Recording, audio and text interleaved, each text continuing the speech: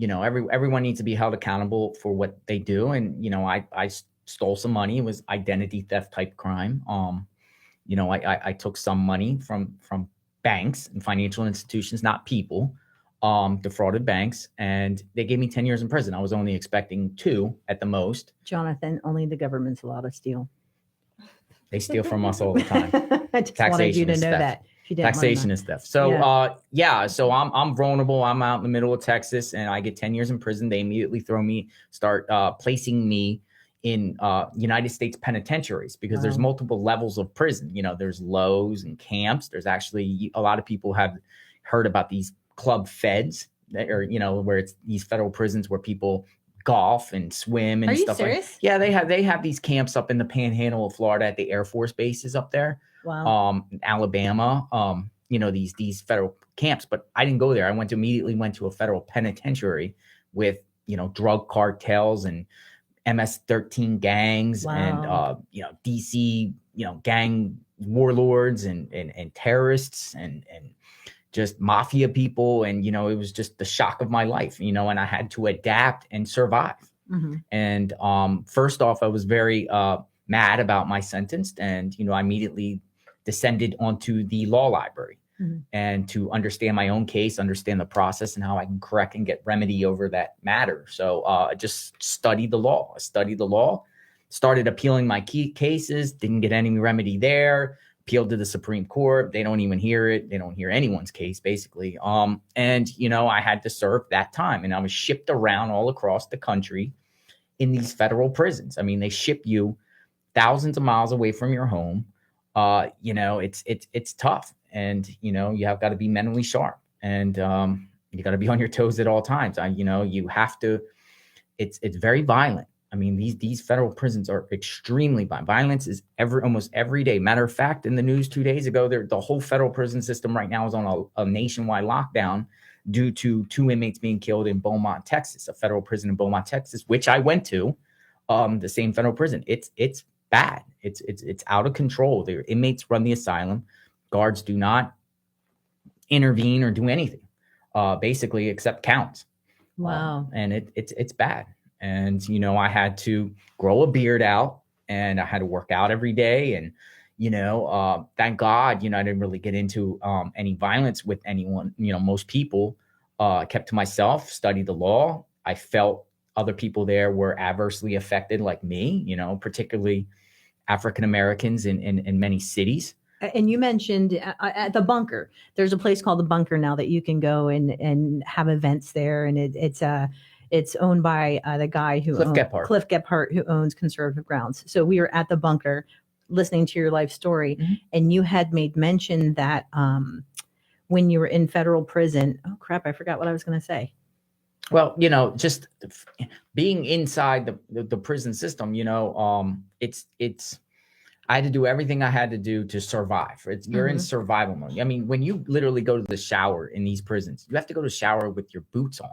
You have to go to the shower. You can't walk around in flip-flops. You have to walk in steel-toe boots and stuff like that. I mean, people walking around with homemade shanks. It's oh that bad. I was pretty respected in the system due to the fact that I kept to myself, worked out, and treat people with manners and integrity. But at the same time, know that I can handle my business if I have to. I helped a lot of inmates with legal work.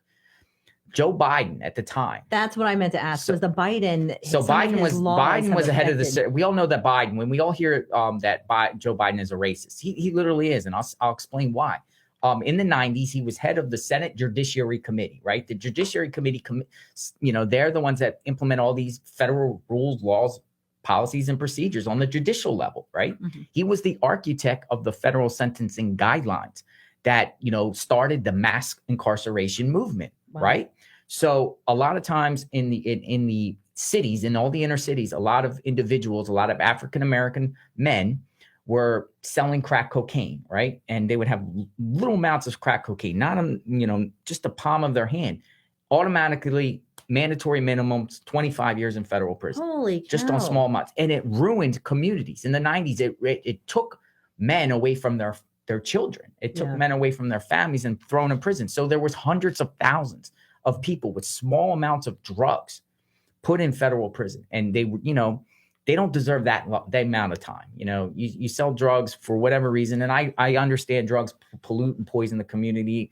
Don't support that whatsoever. Selling drugs, it's wrong. But to get 25 years for just small amounts of drugs was ridiculous. Yeah.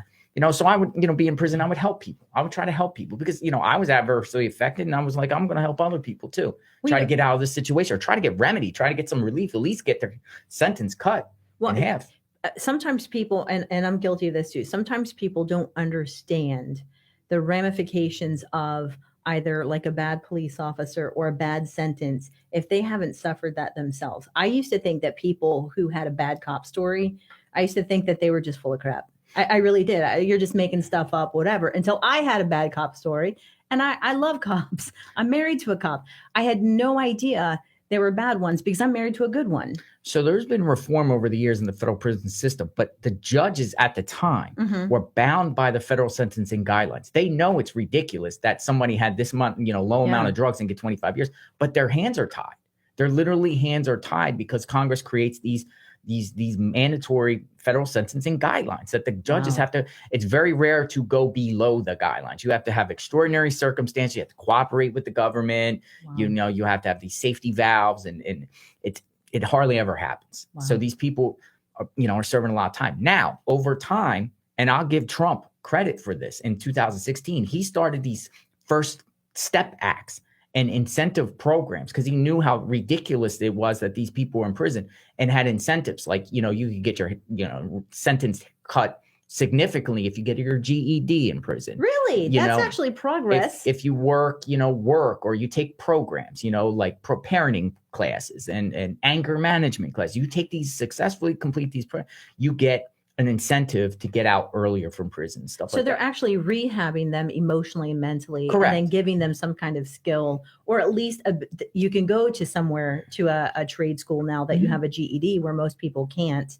At least it's a hand up. It's not a handout, it's a hand up. And then they changed the guidelines. They made the guidelines more advisory and giving more power to the judges to make their own decisions. So they, when a defendant goes in front of a judge now in the federal system, they understand the nature and characteristics of an individual. They've got mitigating circumstances, and then they could get reduced time or even get more time. It just depends on the individual. So they made reforms. But at the time when I was there in the early 2000s and 90s, it was like we were like the guinea pigs of this mass incarceration experimental process. I mean, the federal prison system blew up to 200,000 inmates. Wow. A lot. It was like back in the 80s. It was only like you had to do something really, really serious to go to federal prison. I mean, again, you would have to sell large amounts of cocaine and drugs or be in the mafia to go to federal prison. But,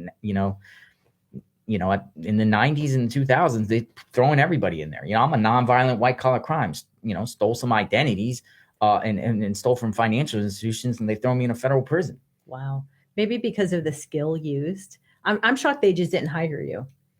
Well, I mean, I'm actually computer savvy, believe it or not. I don't put that out there, but I was like, fired him. They shouldn't have put you in prison. They should have been like, hey, how you do that? My first computer was in the 90s. I was my first computer, Windows 94. I had a Gateway computer, the cow boxes. I don't know if any of your listeners remember the cow boxes from Gateway and stuff like that, and Netscape Navigator, the old Internet Explorers.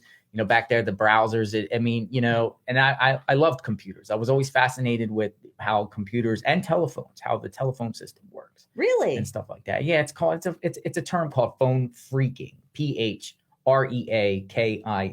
So what is phone phreaking? It's just understanding It's not 976 numbers. No, it's not 976. It's just the fundamentals of how a phone He's so young, switches. He doesn't even know what that is. You don't know what that is, do you, Bobby? No.